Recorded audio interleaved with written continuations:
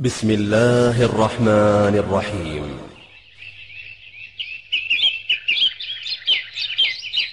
ومن أحسن قولا ممن دعا إلى الله وعمل صالحا وقال إنني من المسلمين.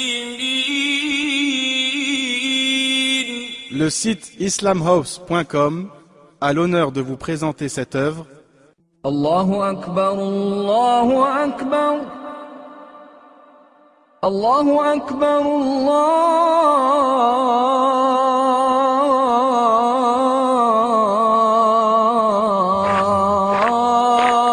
Allahu Akbar. Pourquoi ne fais-tu pas la prière? Entre l'homme et la mécréance, il y a l'abandon de la prière. Celui qui la délaisse a mécru. Pourquoi ne fais-tu pas la prière? Le premier devoir dont l'homme est appelé à rendre compte le jour de la résurrection est la prière. Pourquoi ne fais-tu pas la prière? Tu te dis, plus tard. Mais le jour où l'ange de la mort viendra à ta rencontre, cela sera trop tard.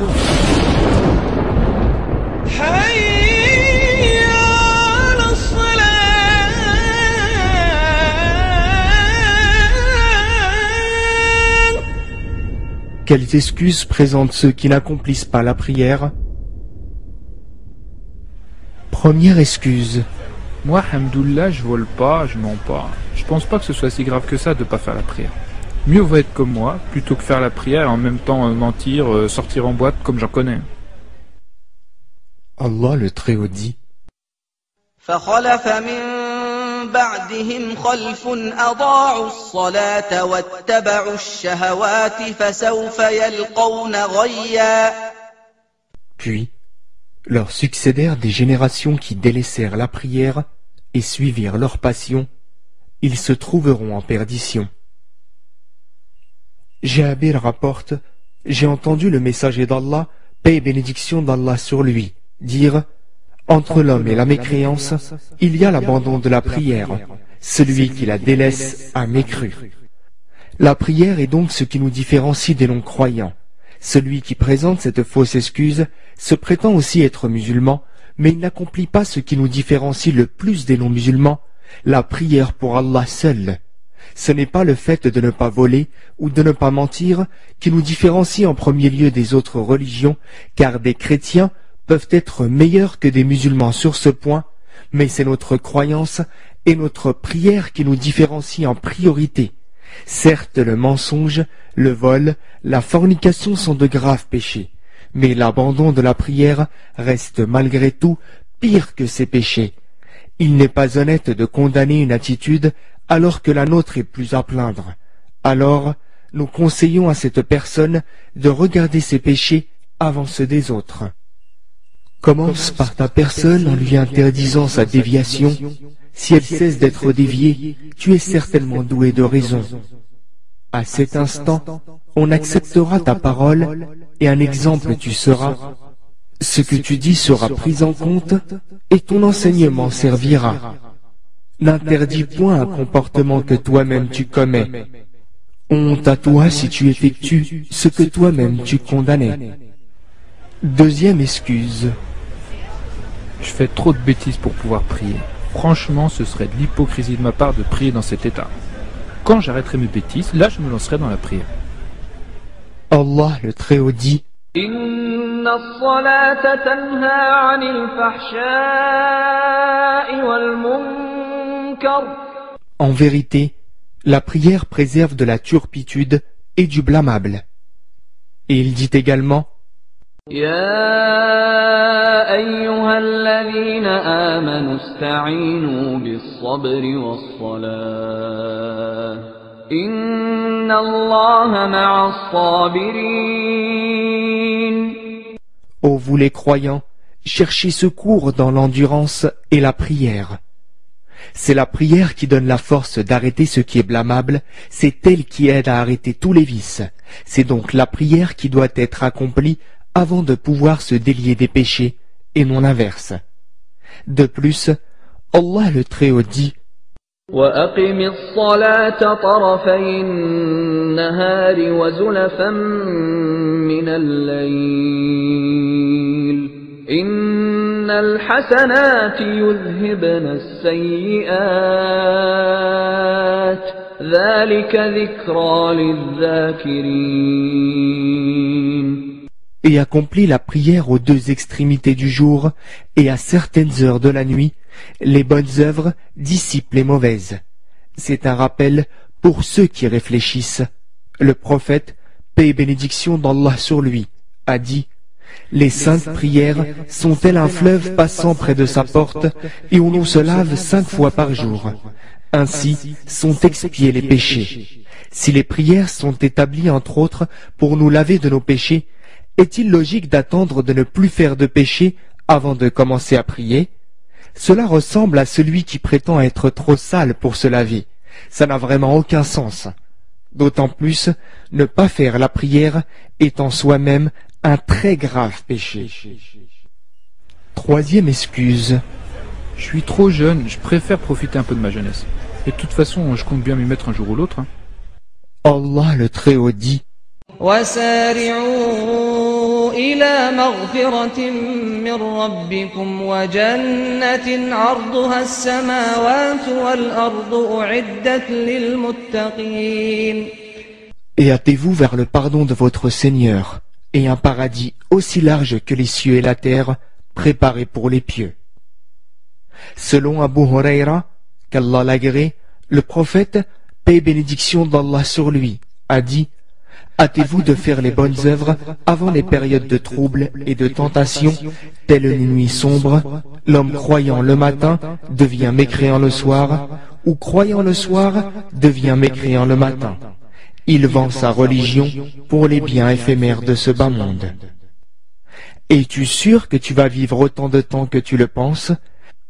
Et surtout, es-tu sûr que même si tu profites de ta jeunesse, vas-tu ensuite vraiment t'y mettre? Ne penses-tu pas que tu te mens à toi-même en remettant toujours les choses à demain?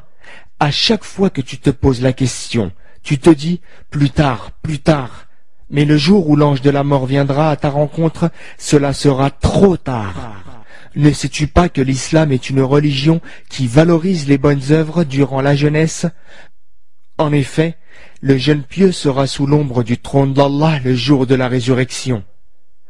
Ibn Abbas, qu'Allah l'agrée, rapporte du prophète, paix et bénédiction d'Allah sur lui, qu'il a conseillé un homme en ces termes: profite de 5 choses, c'est-à-dire en accomplissant les bonnes œuvres, avant que 5 autres ne surviennent, de ta vie avant que ta mort ne survienne, de ta bonne santé avant que tu ne tombes malade, de ton temps libre avant d'être occupé, de ta jeunesse avant que ta vieillesse n'ait lieu, de ta richesse avant que d'être touché par la pauvreté. Quatrième excuse. C'est trop tard, j'ai trop déliré. Allah me pardonnera jamais. Allah le Très-Haut dit: قل يا عبادي الذين أسرفوا على أنفسهم لا تقنطوا من رحمة الله إن الله يغفر الذنوب جميعا إنه هو الغفور الرحيم. Dis: ô mes serviteurs qui avez commis des excès à votre propre détriment, ne désespérez pas de la miséricorde d'Allah, car Allah pardonne tous les péchés. Oui, c'est lui le pardonneur, le très miséricordieux. Selon Abu Moussa al-Ash'ari, qu'Allah l'agrée, le prophète, paix et bénédiction d'Allah sur lui, a dit: Allah exalté tend sa main la nuit pour accepter le repentir du pécheur du jour, et le jour pour accepter le repentir du pécheur de nuit, et ce, jusqu'à ce que le soleil se lève de l'Occident. Si Allah et son messager te disent qu'il n'est pas trop tard, comment croire qu'Allah ne te pardonnera jamais? Remets-toi en question et reviens vers Allah maintenant sans tarder. Cinquième excuse. Je suis débordé. Franchement, pour l'instant, j'ai pas le temps. Et en plus, on ne dit pas que le travail c'est l'adoration? Allah le Très-Haut dit: إن وعد الله حق فلا تغرنكم الحياة الدنيا ولا يغرنكم بالله الغرور. La promesse d'Allah est vérité. Que la vie présente ne vous trompe donc pas, et que le trompeur, Satan, ne vous induise pas en erreur sur Allah. Selon Abu Huraira, qu'Allah l'a guéri, le prophète, paix et bénédiction d'Allah sur lui, a dit: malheur à l'esclave du dinar, du dirham et des vêtements de luxe. Si on suppose que l'on accomplisse chaque prière en 5 minutes, qu'on multiplie par 5 prières quotidiennes, on obtient un total de 25 minutes par jour, soit à peu près 1 minute par heure. Qui d'entre nous serait assez avare pour refuser à son Créateur 1 minute par heure? Quant à la phrase qui est dite à tort et à travers, le travail c'est l'adoration, ne provient ni du Coran, ni de la Sunna, et elle prête vraiment à rire. Si le travail qui est en soi-même une chose honorable occupe au point de ne pas avoir le temps de donner 5 minutes à ton Créateur, alors c'est vrai, tu dois être en pleine adoration, l'adoration de Satan, l'adoration de l'argent, mais certainement pas celle d'Allah. Sixième excuse. J'ai peur d'arrêter la prière. Surtout qu'on m'a dit que si on commençait la prière et qu'on l'arrêtait, c'était pire que de n'avoir rien fait. Allah le Très-Haut dit: فمن يعمل مثقال ذرة خيرا يره. Quiconque fait un bien fût-ce du poids d'une fourmi le verra. Le prophète, paix et bénédiction d'Allah sur lui, a dit: craignez Allah, ne serait-ce que par le fait d'offrir une demi-date. Comment celui qui essaye d'obéir à Allah et n'y arrive pas pourrait-il être pareil ou même pire à celui qui ne tente rien? Dire de telles choses est vraiment un mensonge évident. Celui qui fait la prière puis s'arrête serait-il égal à celui qui ne s'est jamais prosterné?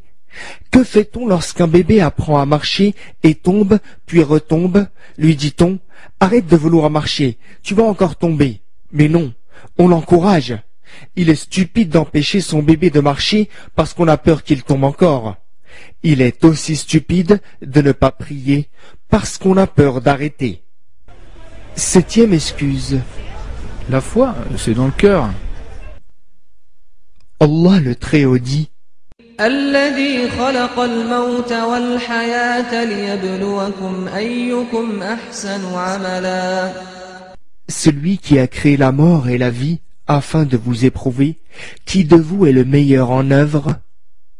Si nous sommes sur terre, c'est bien pour prouver notre foi justement. Et comment? Avec nos actes.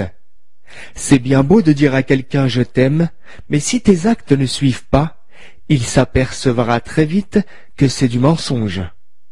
Il est plutôt juste de dire que la foi est ce qui est solidement ancré dans le cœur et qui est prouvé par les actes. Huitième excuse. Moi, j'aimerais bien faire la prière, mais j'ai un problème au genou. Allah le Très-Haut dit: يريد الله أن يخفف عنكم وخلق الإنسان ضعيفا. Allah veut vous alléger les obligations, car l'homme a été créé faible.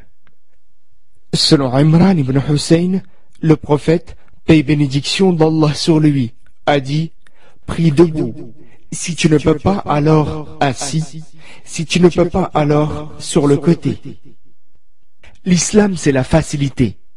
Le malade n'a pas à souffrir pour accomplir la prière, car Allah l'a facilité. De même, quand on est en voyage, ce qui souvent est épuisant, alors on raccourcit notre prière. Quand on ne trouve pas d'eau pour se purifier, alors on peut le faire avec de la terre. Tout cela pour que l'on n'éprouve aucune peine dans nos adorations. On voit bien qu'il n'y a donc aucun argument plausible pour celui qui ne pratique pas la prière. Ne vous faites pas avoir par les ruses de Satan et ses illusions. Allah est bien véridique. Il dit: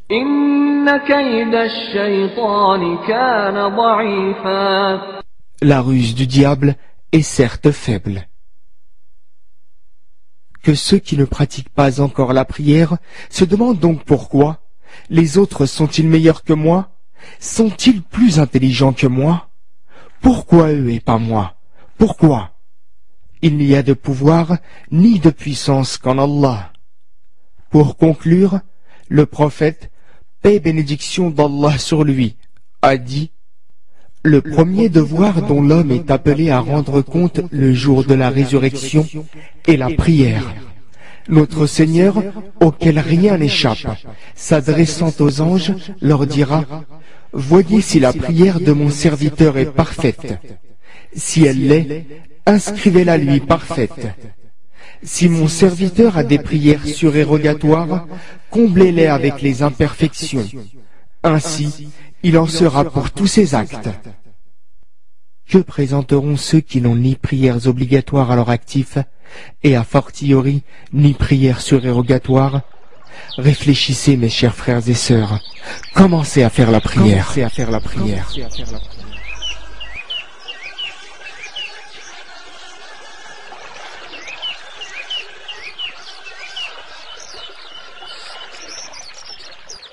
Cette œuvre est désormais à votre disposition. Après l'avoir mise en pratique, propagez-la, conformément à la parole prophétique. Ballighu anni walau aya. Transmettez de ma part, ne serait-ce qu'un verset.